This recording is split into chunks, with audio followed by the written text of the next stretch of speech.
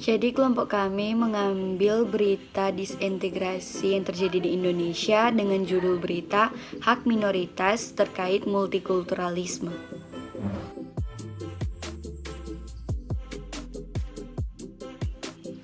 Dua, isi pokok berita.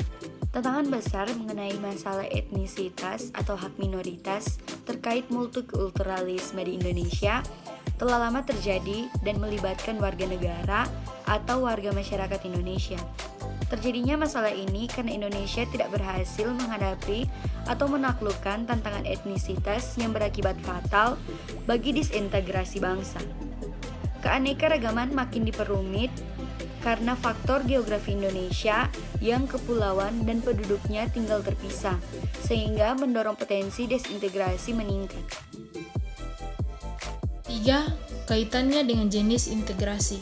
Kasus ini berkaitan dengan jenis integrasi akulturasi, yaitu penggabungan dua atau lebih kebudayaan tanpa menghapus atau menghilangkan ciri khas kebudayaan asli suatu daerah.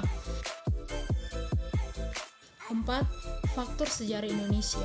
Indonesia adalah negara yang mempunyai sumber daya yang melimpah, terutama dalam hal rempah-rempah, sehingga banyak negara-negara asing yang ingin menjajah Indonesia seperti Portugis, Belanda, Inggris, dan Jepang. Pengaruh kebudayaan asing, masyarakat mudah menerima budaya yang datang dari luar, meski terjadi benturan budaya asing dengan budaya lokal.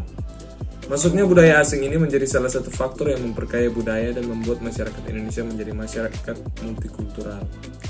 Faktor geografis Indonesia mempunyai letak geografis yang strategis, yaitu di antara dua benua dan dua samudra, sehingga Indonesia menjadi jalur perdagangan internasional.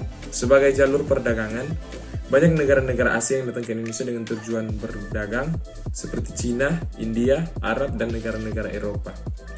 Faktor fisik dan geologi. Bila dilihat dari struktur geologi, Indonesia terletak di antara tiga lempeng yang berbeda, yaitu Asia, Australia, dan Pasifik. Kondisi itu menjadikan Indonesia sebagai negara kepulauan dan mempunyai beberapa tipe geologi seperti tipe Asiatis, tipe peralihan, dan tipe Australia. Faktor iklim juga sangat mempengaruhi keberagaman kebudayaan di Indonesia. Contoh orang yang ada di daerah pegunungan, dengan iklim sejuk membentuk kebudayaan masyarakat yang ramah. 5. Konflik antar etnis ini terjadi karena benturan budaya, kepentingan, ekonomi politik, dan lain-lain. Dan demi menciptakan negara yang aman dan tentram, pemerintah harus menyelesaikan masalah konflik antar etnis. Cara yang lebih demokratik demi tercegahnya perpecahan dan penindasan atas yang lemah oleh yang lebih kuat adalah dengan cara penyelesaian yang berangkat dari niat untuk take a little, give a little, didasari itikat baik untuk berkompromi dan bermusyawarah.